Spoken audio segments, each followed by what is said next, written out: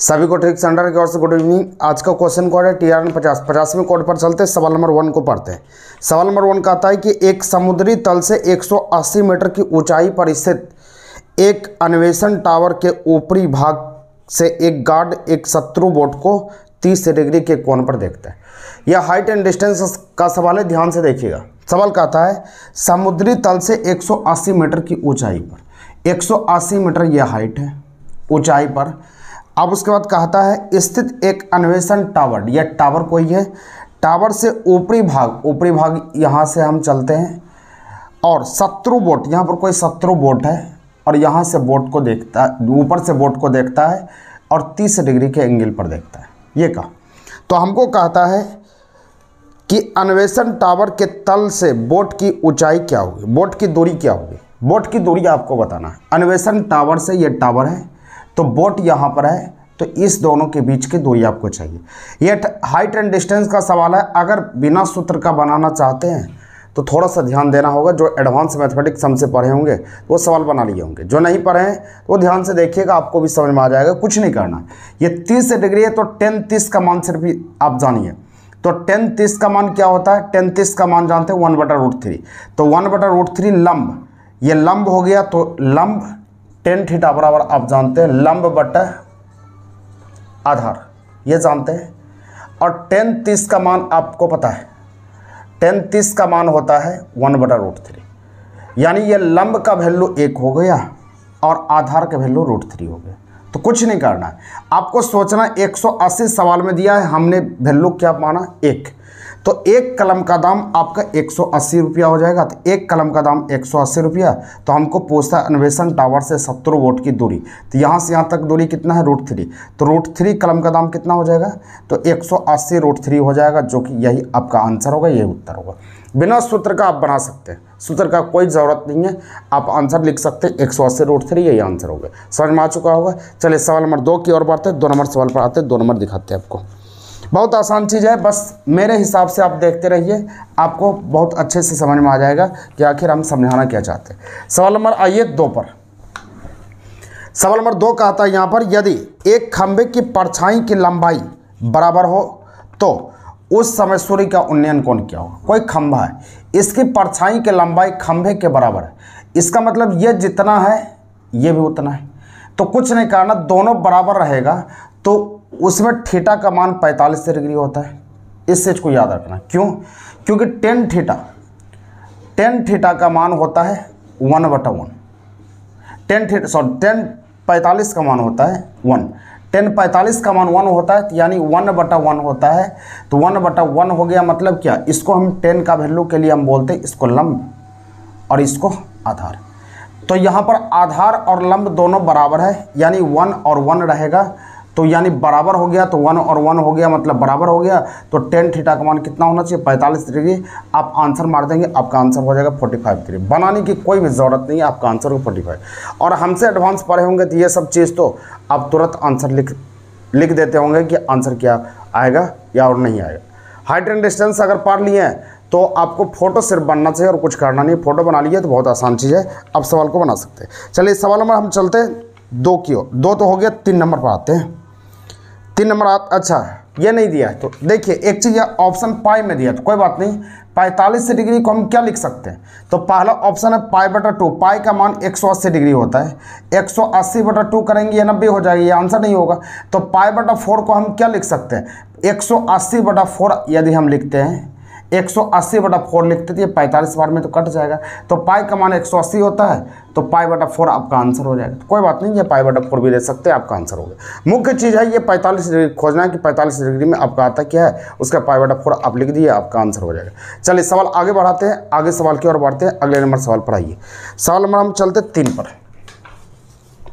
सवाल नंबर 3 का आता है एक पतंग और एक धरती के एक बिंदु के बीच डोरी की लंबाई 85 मीटर है।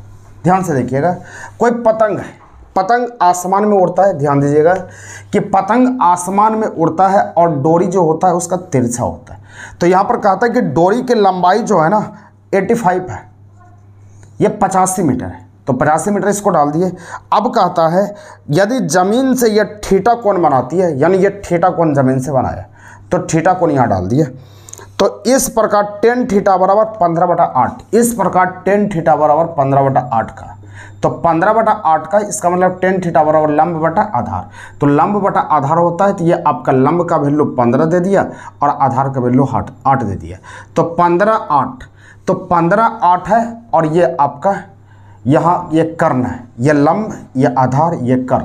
तो एक बार हम बताना चाहते हैं कि ये कर्ण क्या होता है। तो कर्ण बराबर आप लिख सकते हैं, कर्ण बराबर लंब स्क्वायर जो आधार स्क्वायर, 15 की स्क्वायर और 8 का स्क्वायर। तो यहाँ पर लिख सकते हैं 225 प्लस 64। अब इसको जोड़ कर देखते हैं, ये 9 हो गया, ये 8 हो गया, ये 289। 289 किसका हो गया? 17 का। इसका मतलब ये कर्ण का वैल्यू 17 होगा।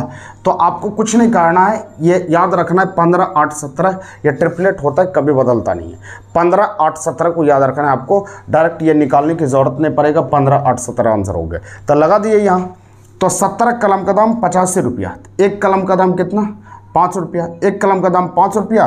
तो हमको पूछा जा रहा है यहाँ पर, तो पतंग की ऊंचाई क्या होगी? ऊंचाई मतलब ये हाइट। एक कलम का दाम ये 5 रुपया, तो 15 कलम का दाम कितना हो गया? 15 × 5 = 75 रुपया। तो 15 × 5 कर लेते हैं, तो 15 × 5 करेंगे तो ये 75, बस यही 75 मीटर आपका आंसर हो जाएगा, ये उत्तर होगा। ये आंसर बन गया, कोई दिक्कत नहीं है, समझ में आ चुका होगा।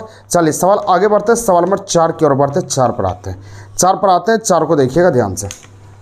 सवाल नंबर 4 यहाँ का आता है, एक परिवार के आय और व्यय का अनुपात 10:7 है। सारे सवाल आपको समझ में आ जाएगा, सिर्फ आप ध्यान से देखते रहिए, जो हम करवा रहे हैं वो बनाते रहिए।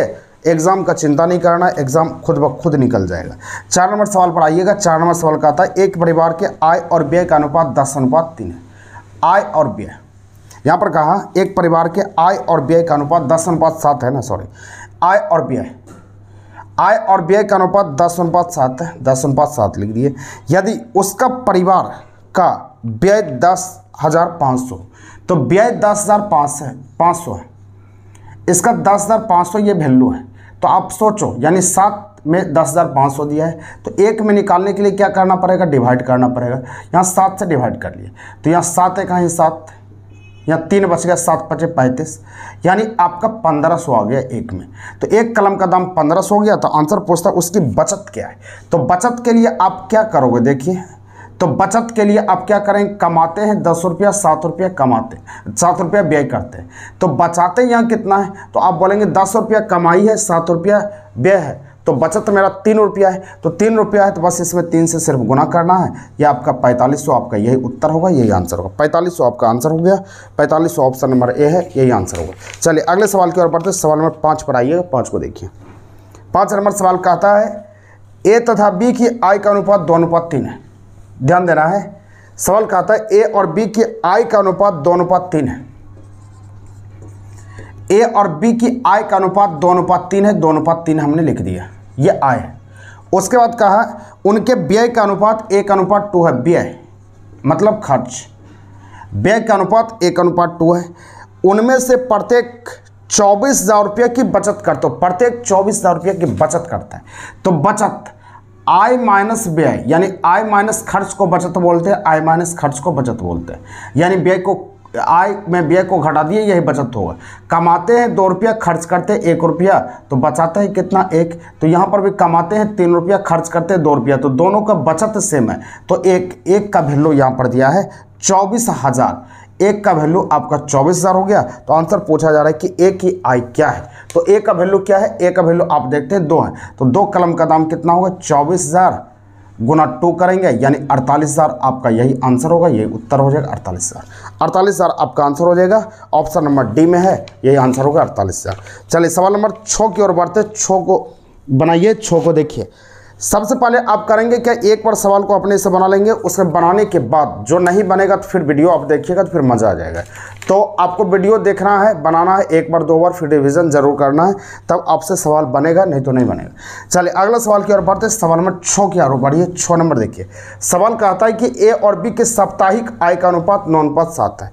ए और बी की साप्ताहिक आय, यानी साप्ताहिक आय जो है ए और बी यहाँ पर है, साप्ताहिक आय 9:7 है, 9:7 लिख दिए। ये आय कहा तो आय लिख दी। उसके बाद कहा इनके व्यय का अनुपात 4:3 है। ये व्यय मतलब ये खर्च, खर्च 4:3 है। यदि दोनों व्यक्ति 200 रुपया की बचत करता हो, दोनों व्यक्ति 200 रुपया की बचत करता हो, तो बचत तो यहाँ है ही नहीं, तो कमाई है 9 और खर्च है 4, तो बचत यहाँ कितने हो जाएगा, तो बचत यहाँ आप बोलेंगे 5 होगा, लेकिन यहाँ पर बचत आपका कितना 7 और 3, यहाँ पर आपका 4 बचत है, ये तो अलग बचत है। तो बचत को हमको सेम करना पड़ेगा, तब होगा, नहीं तो नहीं होगा। तो सेम करने का तरीका होता है, इस दोनों का अंतर कितने का 1 का, इस दोनों का अंतर कितने का 2 का, तो इसमें अंतर 2, इसमें अंतर 1, तो इसमें 2 से आप गुना कर लीजिए, तो ये 8 हो जाएगा और ये 6 हो जाएगा। अब यहाँ से देखिए, यहाँ अंतर 1 का और यहाँ पर भी अंतर 1 का, तो सेम हो गया, तो कलम का वैल्यू लगा लीजिए। तो 1 का अंतर है, तो 1 में यहाँ आप निकालिए 200, 1 में सवाल दिया है 200, तो 1 में 200 हो गया। तो उन दोनों की साप्ताहिक आय का योग क्या होगा, आय मतलब कमाई, तो दोनों का योग कितना हो गया 16, तो 16 कलम का दाम, 1 कलम का दाम 200, तो 16 कलम का दाम आपका कितना होगा 3200, बस यही आंसर होगा, यही उत्तर होगा 3200 आपका आंसर हो गया, ऑप्शन नंबर बी यही आंसर बनेगा। चलिए अगले सवाल की ओर बढ़ते हैं। 1-2 बार वीडियो को देख लीजिएगा तो फिर मज़ा आ जाएगा। वीडियो को देखना है, ज़रूर देखना है, 1-2 बार देखिए, आपको समझ में अच्छी तरह आ जाएगा। सवाल नंबर 7 की ओर बढ़ते हैं। 7 नंबर देखिए, सवाल नंबर 7 कहता है ए तथा बी की आय का अनुपात बी और सी के आय का अनुपात 3:2 है। यानी कहने का मतलब यहाँ पर है 7 नंबर, ए और बी की आय का अनुपात, ए और बी है, आय का अनुपात बी और सी के आय का अनुपात 3:2 है, यानी ये 3:2 है, ये भी 3:2 है, दोनों सेम है। उसके बाद कहा इसको करने के बाद आपको सबसे पहले बैलेंस करने पड़ेगा, तो b का वैल्यू 2 है, b का वैल्यू 3 है, तो इसमें हम 3 से गुना कर लेते हैं, 6 पुड़ेगा, इसमें 2 से गुना करते हैं, 6 पुड़ेगा, क्योंकि आपको हम पढ़ाए हैं अनुपात में सबसे पहले आपको बैलेंस करना पड़ता है, बैलेंस करेंगे तब सवाल बनेगा, अन्यथा नहीं बनेगा।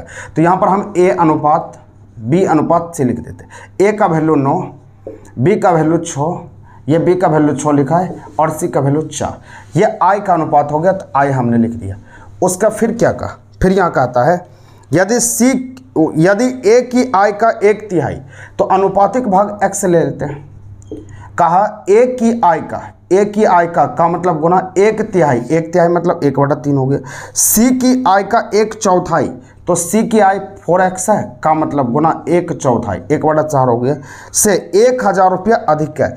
1000 रुपया अधिक है मतलब क्या, घटाओ है, तो दोनों का अंतर घटाओ, 1000 दिया है 1000 ले लीजिए, ये 4 कैंसिल, ये 3 बार में कट गया, तो 3x और ये x, तो बचा कितना 2x, 2x का वैल्यू दिया है 1000, तो x बराबर कितना 500, x बराबर 500 हो गया। तो आंसर का आता है, तो b की आय क्या है, तो b की आय आप देखिए कि b की आय कितना 6x, तो 6x बराबर कितना हो जाएगा, इसलिए आप लिखेंगे 6x बराबर आपका 3000, बस यही आंसर होगा, यही उत्तर होगा 3000, यही आंसर होगा 3000। चलिए अगले सवाल की ओर बढ़ते, एक बार वीडियो और देख लीजिएगा तो फिर समझ में आपको आ जाएगा अच्छी तरह से। सवाल नंबर 8 पर आइएगा, 8 को देखिए। सवाल नंबर 8 कहता है ए और बी की मासिक आय का अनुपात 6:5 है। ए और बी है, इसका मासिक आय 6:5 है, ध्यान दीजिएगा, मासिक आय कहा ए और बी का 6:5 है, तो यहाँ लिखते हैं ए और बी 6:5, 8 नंबर सवाल है, मासिक आय 6:5 है, तो यह आय आपका हो गया। उसका फिर कहा, फिर यहाँ कहा उनका मासिक व्यय 3:2 के स्थान पर इसको ठीक कर लीजिएगा, उसका मासिक व्यय 4:3 होगा, ये गलती से लिखा गया है, इसको ठीक कर लीजिएगा। उसका मासिक व्यय 4:3 है, इसको ठीक कर लेना है सभी को, ये गलत प्रिंट हो गया, ये व्यय है, व्यय मतलब ये खर्च हो गया। उसका बाद कहता है यदि प्रति माह 400 रुपया की बचत करता है, 400 रुपया की बचत करता है वहाँ पर, तो यहाँ पर बचत कितना 2 का अंतर, यहाँ पर 2 का अंतर, यानी 2 का वैल्यू 400 दिया है, 2 का वैल्यू 400, तो 1 का वैल्यू 200, तो आंसर आपको पता करना है। तो उसकी मासिक आय की राशि क्या है, उसकी मासिक आय की राशि किन्हीं का नहीं दिया है, तो एक ऑप्शन दिया है, तो दोनों को जोड़ लेना है, तो 6×5 11, 11 का वैल्यू आप निकालेंगे, तो 200 × 11 यानी 2200 आंसर हो जाएगा, यही आंसर 2200 हो गया, उत्तर हो गया 2200 आंसर होगा, ठीक कर लेना है। व्यय 3:2 नहीं होगा, आपका 4:3 होगा, इसको ठीक कर लीजिएगा। चलिए आगे सवाल की ओर बढ़ते, सवाल नंबर 9 की ओर बढ़िए, 9 को देखिएगा। सवाल नंबर 9 यहाँ पर कहता है ABC की मासिक आय का अनुपात 2:3:5 है। 9 नंबर देखिए, 9 नंबर हम बढ़ते हैं। 9 नंबर सवाल यहाँ कहता है ABC की मासिक आय का अनुपात 2:3 है, ABC 2:3:5 है। उसके बाद कहता है यदि सी की मासिक आय ए की मासिक आय से 1200 रुपया अधिक हो, सी की मासिक आय ए की मासिक आय से 1200 रुपया अधिक हो, अधिक और कम में क्या होता है, घटा होता है, दोनों का घटाव कितना 3, तो 3 में आपको दिया है 1200, तो एक में कितना 400, एक में 400 हो गया। तो आंसर क्या आता है, बी का वार्षिक वेतन क्या है, तो बी का वार्षिक वेतन ये है, मासिक वेतन है तो वार्षिक इसको बना लेंगे, कोई दिक्कत नहीं। तो 3 कलम का दाम निकालिएगा आप, 4 तिया 1200 हो जाएगा, लेकिन वार्षिक आपको कह रहा है तो ये तो मासिक दिया था, आपका मासिक कह रहा था, हाँ ये मासिक था, तो वार्षिक बनाने के लिए महीना में 1200 रुपये निकला, तो वार्षिक बनाने के लिए 12 से गुना कर लीजिए, तो आपका ये आपका आंसर होगा, यही उत्तर हो जाएगा। आपका आंसर हो जाएगा 14,400, 14,400 ऑप्शन नंबर बी है, यही आंसर होगा। वार्षिक बनाना पड़ेगा तब आंसर होगा। अगले नंबर सवाल की ओर बढ़ते हैं, सवाल नंबर 10 की ओर बढ़िएगा। 10 नंबर देखिए, 10 नंबर सवाल कहता है ए तथा बी की आय का अनुपात 3:5 है। 3:5 को बदल लीजिएगा, 5:3 कर लीजिएगा। ये सवाल भी प्रिंट हो गया है, गलत हो गया, इसको ठीक कर लीजिए। ए और बी की आय का अनुपात कहा कि 5:3, इसको ठीक कर लेना है, ये प्रिंट गलत हो गया, इसको ठीक करके आय बना लीजिए 5:3। उसके बाद कहता है ए बी सी के खर्च का अनुपात, ए बी सी के खर्च का अनुपात कहा यहाँ पर 8:5:2, ये खर्च का, तो खर्च हमने लिख दिया 8:5:2 का। उसके बाद कहा यदि सी 2,000 रुपया खर्च करता है, यदि यहाँ लिख दिया 62,000 लिख दिया, इसको ठीक कर लेना। यदि सी 2,000 रुपया खर्च करता है, यहाँ क्या करना है, यदि सी 2,000 रुपया खर्च करता है, तो सी 2,000 रुपया खर्च करता है, 2 में 2,000, 1 में 1,000, 1 में 1,000 हो गया, तो 5 में 5,000, 8 में कितना हो गया 8,000, 8 में 8,000 हो गया। तो उसके बाद फिर कहा बी 700 रुपया बचाता है, तो बी 5,000 रुपया खर्च किया, 700 रुपया बचाया, तो कमाया कितना, तो कमाया आपका हो जाएगा कितना 5700। बी का कमाई 5700 मतलब आय 5700 हो गया, तो बी का वैल्यू कितना 3, तो 3 में 5700 आ गया आय, तो 3 कलम का दाम 5700 रुपया, तो 1 कलम का दाम कितना 1900 रुपया हो जाएगा, 19 बार में कट जाएगा, 1900 रुपया हो जाएगा। तो आंसर का आता है एक की बचत क्या है, तो एक की बचत बताना है, तो एक की बचत पर चलते तो पहले कमाई पर चलते। 1 में 1900, तो 5 में कितना 19 × 5 = 9500, यानी 9500 रुपया ये कमाई करता है, और ये खर्च करता है कितना 8,000, तो 9500 रुपया कमाया और 8,000 रुपया को वो ख़त्म कर दिया, तो वो बचाया कितना 1500, तो आपका आंसर हो जाएगा 1500 रुपया, ये आपका आंसर हो जाएगा, यही बचत करता है, यही आंसर हो गया, एक की बचत 1500। समझ में आ चुका है। चलिए अगले सवाल की ओर बढ़ते, सवाल नंबर 11 की ओर बढ़िए। देखिए क्वेश्चन ज़्यादा रहने के कारण हमको स्पीड में चलना पड़ता है, इसलिए जो मेरे पास क्लास किए हुए हैं तो उसको किसी प्रकार का दिक्कत नहीं होने वाला। बस वीडियो को बढ़िया से देखिए, 1 बार नहीं हो 2 बार देखिए, 3 बार देखिए, आपको समझ में अच्छी तरह से आ जाएगा। अगले सवाल की ओर बढ़ते, सवाल नंबर 12 का आता है A/B बराबर 4:5, B/C बराबर 2:3। तो हमको कहता है तो A/C चाहिए, A/C चाहिए, फर्स्ट और लास्ट चाहिए। तो आपको हम बता चुके हैं कि फर्स्ट और लास्ट में कुछ नहीं करना है, सिर्फ बटा करके गुना कर लीजिए, बटा करके गुना कर लीजिए, आपका आंसर होगा 8/15, यानी 8:15 आपका आंसर होगा, ये उत्तर हो जाएगा 8:15, यही आंसर होगा, ऑप्शन नंबर बी। अगले सवाल की ओर बढ़िएगा, सवाल नंबर 13 नंबर सवाल का आता है कोई व्यक्ति किसी बिंदु से दक्षिण दिशा की ओर कुछ दूरी तय करता है, किसी बिंदु से दक्षिण की ओर कुछ दूरी तय किया। तो हम चलते हैं, सवाल को देखिएगा ध्यान से। कोई व्यक्ति किसी बिंदु से दक्षिण दिशा की ओर कुछ दूरी तय किया, यह आपका बिंदु हो गया, दक्षिण हो गया, दक्षिण दिशा की ओर कुछ दूरी तय करके यहाँ पर आ गया। वहाँ से वह 180 डिग्री के कोण पर बाईं तरफ मुड़ता है। तो हम 4 लाइन खींच लेते हैं, 180 डिग्री के कोण पर बायां तरफ, तो इस तरफ दाहिना होगा, जिधर हाथ घूमता है दाहिना, जिधर हाथ नहीं घूमेगा बायां। तो 180 डिग्री, यहाँ से यहाँ तक 90 होता है, फिर 90 90 180, यहाँ तक पहुँच गया।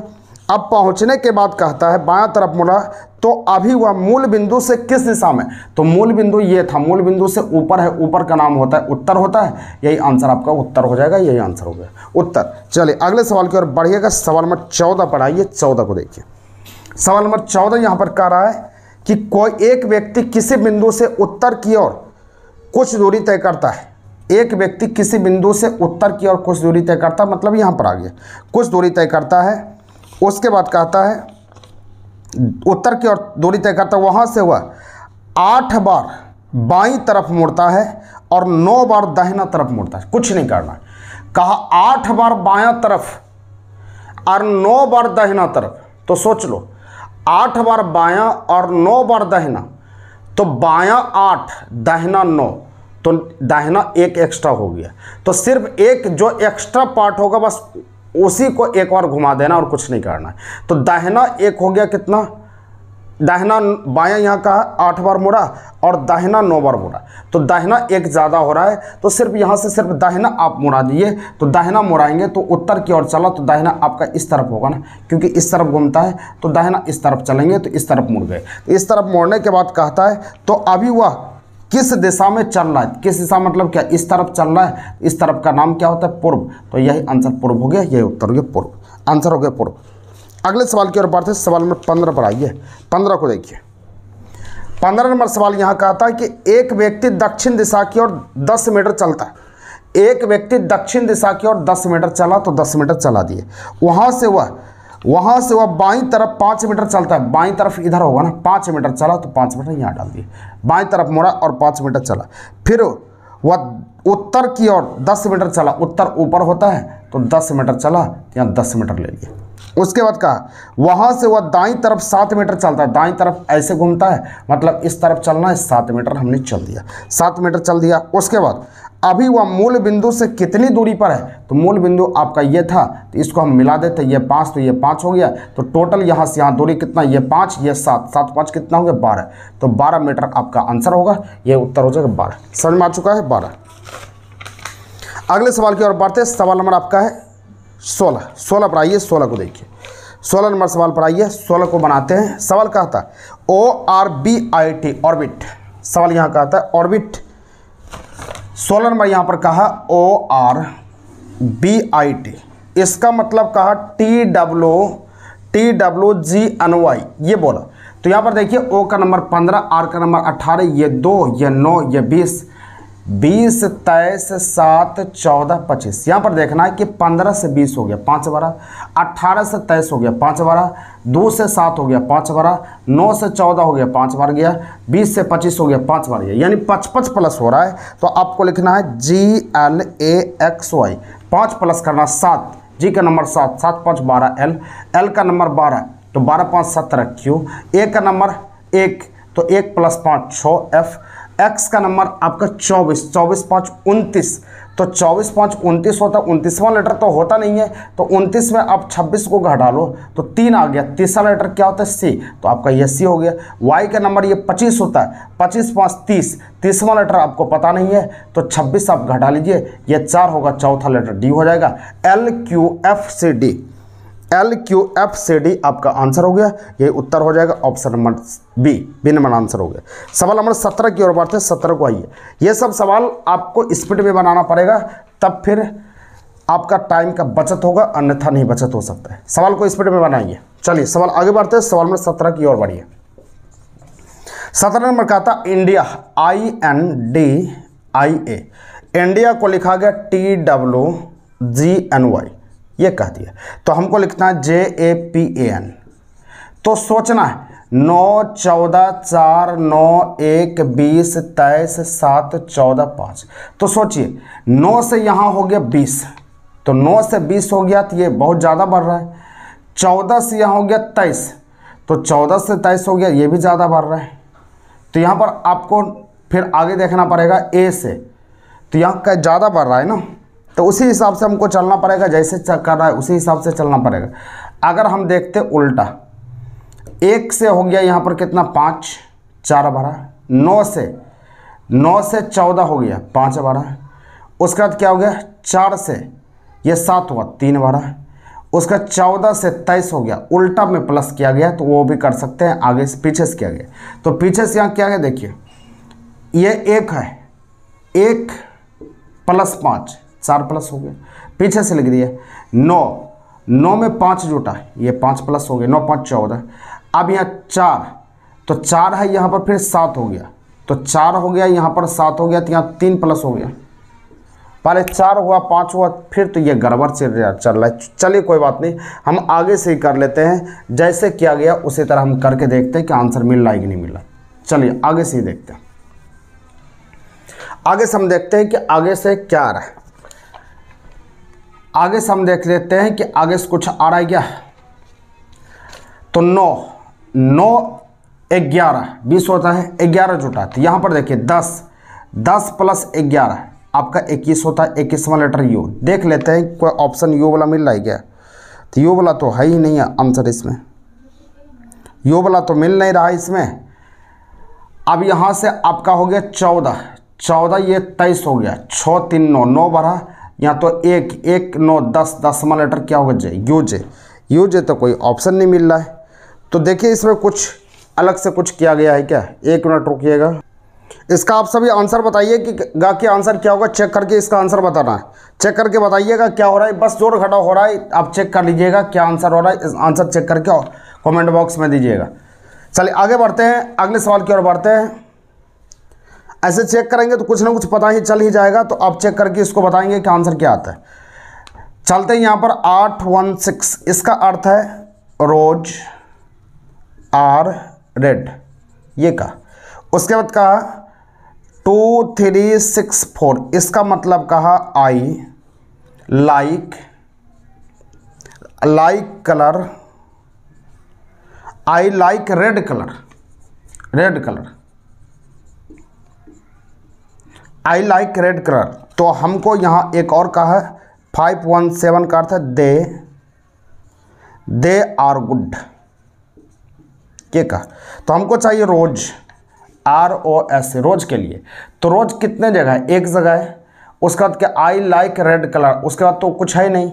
तो आपका आंसर इसी में से कोई एक होगा। इसका तरीका होता है कि जिसमें रहेगा जो पूछेगा उसमें पहुंच जाइएगा। पहुंचने के बाद खोजिएगा कि एक जगह है तो एक जगह का आंसर वही होगा जो कहीं नहीं होगा। तो यहाँ पर देखिए 8, तो 8 कहीं पर दिख नहीं रहा है। तो 1 तो दिख रहा है, 6 भी दिख रहा है। तो आपका सिर्फ और सिर्फ 8 हो जाएगा, 8 आंसर हो जाएगा। ये आंसर हो, जो कहीं नहीं दिखेगा वही आंसर होगा। तो रोज के लिए आपका आंसर क्या होगा 8, यही आंसर 8 हो जाएगा। कोई दिक्कत नहीं है, आपका आंसर 8 होगा। अगला है 786 का अर्थ है गिव मी एप्पल। ध्यान से देखिएगा, 786 का अर्थ है गिव मी एप्पल। सेम सवाल मिल गया 786, ध्यान देना है। 786 का अर्थ है give me Apple, give me Apple. उसका का 958 का अर्थ है, 958 का अर्थ है it green Apple, it green Apple. उसके बाद लिखा गया है 645 का अर्थ है गिव ग्रीन फ्रूट। तो आपको चाहिए कि मी के लिए क्या होगा। तो मी देखिए कहाँ पर है, मी सिर्फ एक जगह है ना। तो एक जगह है तो इसमें ही खोजना है कि वैसा आंसर जो कि कहीं अवेलेबल नहीं हो। देखिए 7 कहीं पर मिल रहा है क्या, 7 नहीं मिल रहा है तो आपका आंसर 7 होगा। 8 देखिए नीचे मिल रहा है, 8 खत्म हो गया। 6 भी नीचे मिल रहा है, 6 खत्म हो गया। सिर्फ आपका क्या होगा 7, ये आंसर हो जाएगा 7। जो कहीं नहीं होगा वही आपका आंसर होगा। तो 7 आपको नहीं दिख रहा है तो आंसर आपका 7। ठीक है, अगला सवाल है जिस प्रकार से खेलना का संबंध मैदान से उसी प्रकार प्रार्थना का संबंध किससे। मैदान में आप खेलते हैं तो प्रार्थना कहाँ करते हैं, मंदिर में। आपका आंसर मंदिर हो जाएगा। जिस प्रकार नाटक का संबंध नाट्यशाला में, नाटक क्या नाट्यशाला में सिखाया जाता है, उसी प्रकार टेनिस नहीं होगा, टेनिस होगा। टेनिस का संबंध किससे है, टेनिस जाल से नहीं होगा, खेल से नहीं होगा, कोर्ट से होगा। कोर्ट में टेनिस होता है तो कोर्ट आपका आंसर हो जाएगा। अगला सवाल है POST को, पोस्ट को लिखा गया QPTS, पोस्ट को लिखा गया है QPTS। देखिएगा ध्यान से, पोस्ट को लिखा गया है QPTS। इसमें क्या हो रहा है ध्यान देना है। यहां पर देखिए आप पोस्ट POST 22 नंबर देखिएगा, POST इसको लिखा गया है QPTS। 16 से हो गया क्या 17, 1 प्लस हुआ 15, या 15 हुआ, 15 से 16 1 प्लस हुआ 19 से 20, यानी 1 प्लस हो रहा है, सभी में 1 प्लस हो रहा है। तो आप बताएंगे कि GOAL गोल का आंसर क्या होगा। इसका आंसर बताना है, गोल का आंसर क्या होगा। चलिए सवाल नंबर 23 की ओर बढ़ते हैं। 23 पर आइएगा, 23 पर आइएगा। 23 को हम समझाते हैं। 23 नंबर सवाल यहाँ कहता है कि RTVP, 23 नंबर सवाल है RTVP, इसका है 19 दिया है, NX LJ, इसका मतलब क्या है? R का नंबर 18, या T का नंबर 20, V का नंबर 22, या P का नंबर 16, सबको जोड़ के तो 19 से नहीं पूरेगा, जोड़ के देखते कितना आता है, 18, 20, 22, 16, तो 8 तो 10, 16 हो गया। अब 1, 2, 4, 6, 1, 7, 76 हो गए। 76 आए, 76 के रिलेशन नहीं है, तो देखते हैं कि ये 4 से डिवाइड करते हैं तो 19 बार में पूरा पूरा कट जाएगा, यानी सब का जोड़ यानी 4 से डिवाइड कर दिया है। तो यहाँ पर n का मान 14, ये 24, x का मान, l का मान 12 और j का नंबर 10, सबको जोड़ 4 4 8 तो 10 हो गए, 10 के 16 बाकी है, 2 3 2 5 1 6 60 हो गया। 60 को 4 से आप भाग दे दिए, आपका आंसर 15 हो जाएगा, ये उत्तर हो गया 15।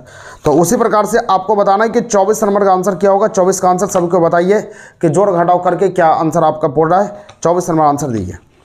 उस अगला बढ़ते हैं 25 नंबर सवाल है। जिस प्रकार 19 का संबंध 91 से है, 19 का संबंध 91 से है, देखिए 19 को क्या किया, उल्टा दिया, तो आपको पूछता है 17 का संबंध किससे होगा, 71 से हो जाएगा, यही आंसर उल्टा दिया गया, 71 होगा आपका आंसर हो गया। अगला सवाल है 26 नंबर, ये कई बार आपको बता चुके हैं, फिर से आज आया है तो फिर से इसको सीख लीजिए कि ये आंसर क्या होगा इसका। ट्रिक के पास दर्पण लगा हुआ, TRIC, क्या कुछ नहीं करना है, बस इसके बगल में तो इस तरफ लिखना स्टार्ट कीजिए, C इस तरफ घुमा हुआ है तो C को घुमा दीजिए, I को इधर उल्टा सीधा कीजिए, कोई मतलब नहीं, R इस तरफ घुमा है तो R को ऐसे लिख लीजिए। अब T को उल्टाइए पुलटाइए, कोई मतलब नहीं है, ये आंसर हो गया, ये उत्तर हो जाएगा। राम 27 नंबर है राम, तो राम है तो राम के लिए क्या लिखिएगा, तो राम को उल्टा लीजिए, इसको उल्टाएंगे तो M होगा, तो A को किसी तरह उल्टाइए, A ही होगा, R उल्टेगा सिर्फ, ऐसे आंसर हो जाएगा। तो समझ में आ चुका है, उम्मीद करते हैं कि सभी को समझ में आया होगा। तो चलिए नेक्स्ट वीडियो के साथ कल मिलते हैं, तब तक के लिए ट्रिक सेंटर की ओर से जय हिंद। और वीडियो को शेयर कीजिए, लाइक कीजिए, और जो नए सब्सक्राइबर है चैनल को सब्सक्राइब कर लिए। कल मिलते हैं, तब तक के लिए जय हिंद।